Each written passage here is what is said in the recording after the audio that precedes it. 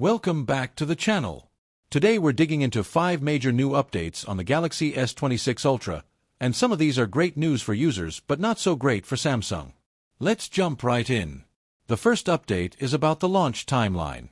Earlier reports suggested the Galaxy Unpacked event might slip all the way to February 25th, but new information says the delay won't be that extreme. Samsung is still aiming for a late January announcement, with retail sales expected to start around mid-February. For context, the S25 launched on January 22nd, so at worst we're looking at a 1-week delay. The shift happened because Samsung decided to bring back the Plus model at the last minute, which pushed internal schedules around. Now that everything is settled, the final week of January is back on the table.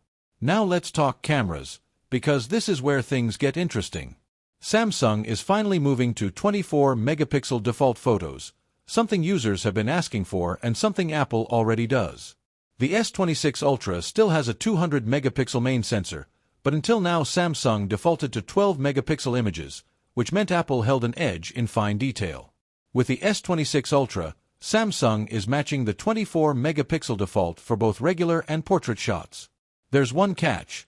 You need to download Samsung's Camera Assistant app and turn the setting on manually. The app isn't random or unofficial. It's Samsung's own tool with extra controls like lens switching, added HDR features, and other settings normally hidden in the main camera app. The Camera Assistant app is also getting upgrades. The biggest addition is a focus speed slider for both photos and videos. This lets you control how quickly the camera shifts focus between subjects. It's basically a smartphone version of the manual focus pulls used in cinema cameras. If Samsung gets this right, it could be a major win for filmmaking since it eliminates those sudden, distracting focus jumps. There will also be a toggle to disable HDR10+ and stick to regular HDR, along with an adaptive pixel mode that blends multiple frames for cleaner images with better detail and lighting.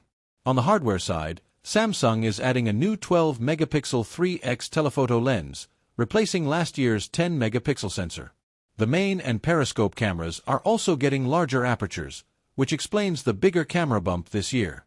Some tipsters still believe Samsung may crop that new 12-megapixel sensor to 10 megapixels and scale it back up, something they already did with the S25 Ultra. We'll have to wait and see how Samsung handles that. As for the battery, certifications confirm a 5,000 mAh capacity with 60-watt fast charging. Rumors about a 5,400 mAh battery were incorrect. Now for the processor. Earlier reports suggested Samsung might ship the S26 Ultra with the Exynos 2600 in some regions, just like the base S26 and S26 Plus. Newer information from South Korea says that probably won't happen. Multiple reliable sources now claim the S26 Ultra will be Snapdragon-only worldwide. Even Qualcomm hinted that most of the lineup will use Snapdragon chips. Nothing is confirmed, but the Snapdragon-only Ultra looks more likely every day.